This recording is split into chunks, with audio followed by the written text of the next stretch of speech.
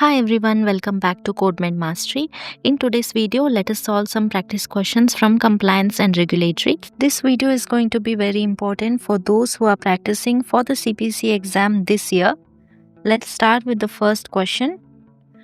Before that, don't forget to hit the like button, share this video and subscribe to my channel. This is the first question. Which of the following is an example of a potential breach of patient confidentiality?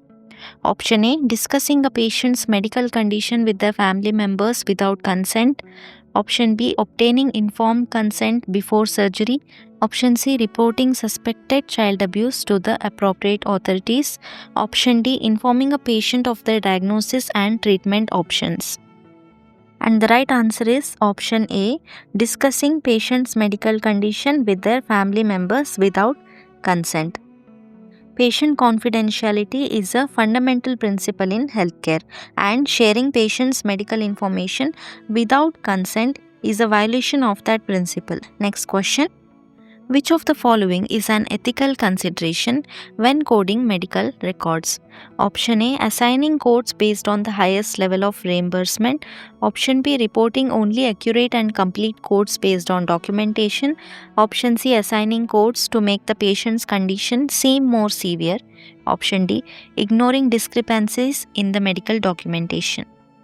So what is the right answer? The right answer will be Option B. Reporting only accurate and complete codes based on documentation.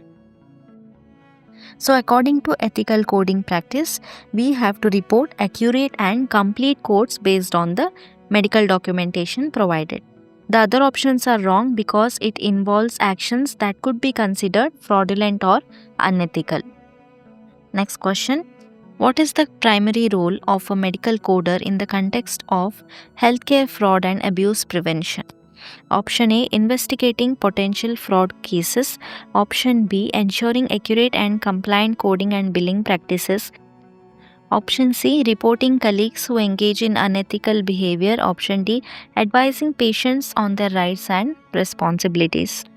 And the right answer is option B. Ensuring accurate and compliant coding and billing practices. The main role of medical coders is to prevent healthcare fraud and abuse by ensuring accurate and compliant coding and billing practices. While they may report unethical behavior, their primary role is not to investigate, advise patients or report colleagues. Okay, next question. Under HIPAA regulations, a covered entity must provide patients access to their medical records within what time frame? Option A 5 days, option B 15 days, option C 30 days, option D 60 days. The right answer is option C 30 days. The right answer is option C 30 days.